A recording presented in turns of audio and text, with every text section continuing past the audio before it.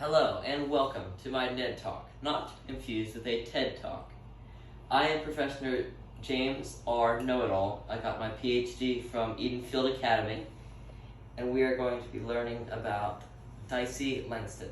Today we are going to be talking about Laodicea, aka Dicey Langston.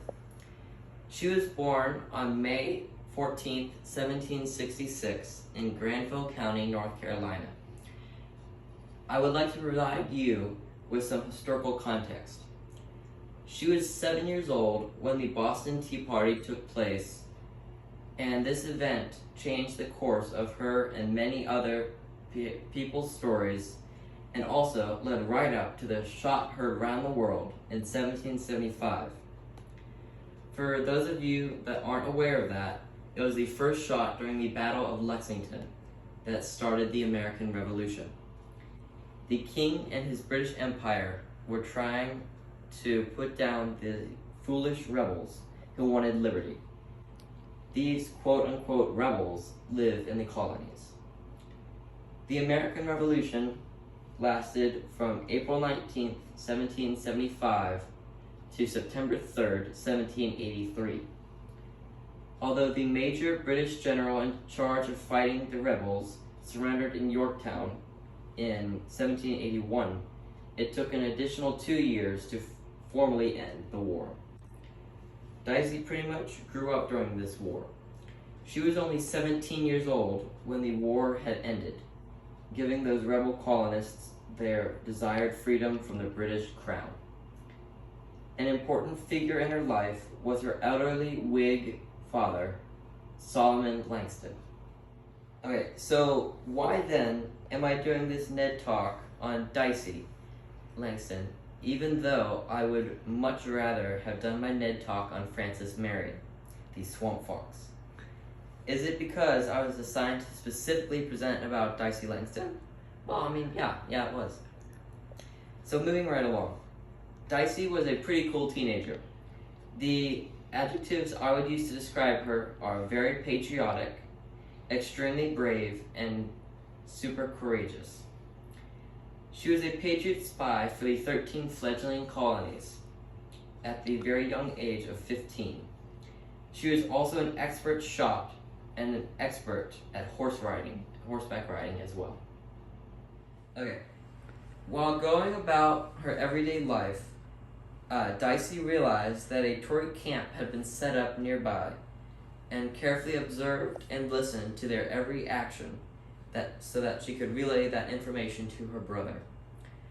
Late at night, after everyone around her was sound asleep, she snuck out of the house and decided to stay off the grid by running through marshes and swamps until she safely arrived at the Neely River, as stated from the Women's History blog, and the Tiger River, as stated from the Revolutionary War website. After researching both of these locations, they are both tributary rivers off the Broad River. Okay, so back to her story. She safely arrived at the bank, where she had to swim across as there was no bridge. Halfway through the river, at the deepest part up to her shoulders, the strong current carried her a long way down the stream. Thankfully, she did not drown, and did in fact make it across the river. However, unfortunately, her sense of direction had been lost. Imagine how scary that would have been, all alone in the middle of a forest late at night. Okay. Eventually, she figured out where in the world she was, and was able to meet up and warn her brother and his fellow patriots that the bloody scouts were headed straight for the settlement where the Patriots were located. The Bloody Scouts was a nickname given to the Tories or the British supporters at the time. She, with the help of the Patriots, evacuated all of the citizens of Little Eden and successfully saved all of their lives from the rampage of the Tories. When the Tories showed up, they found the settlement empty, abandoned. Their frustration only grew upon realizing that there must have been a spy amongst their ranks. It was during this daring act of bravery that earned her the title of the female Paul Revere, The Tories are coming! The Tories are coming! The Tories immediately suspected Solomon Langston and his daughter, Dicey, and marched directly to their home to kill them. Dicey was willing to sacrifice herself for her father, and so jumped in front of him to act as a human body shield. Not sure if the shooter appreciated her courage or not, but he refrained from firing and walked away. She is remembered as saying, "Shoot me if you dare, I will not tell you." After the war, she married Thomas Springfield, a local Patriot leader, on January 9th, 1783.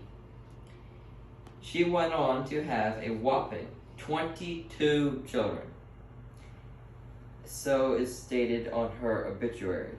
However, this number is disputed.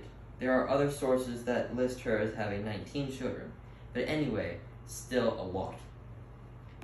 She had 32 sons and grandsons, hopefully, who would follow her footsteps and give up their lives for liberty. Sadly, she died on May 23rd, 1837. This concludes the Neely Educational Talk, aka NED Talk. I hope you all enjoyed. Goodbye.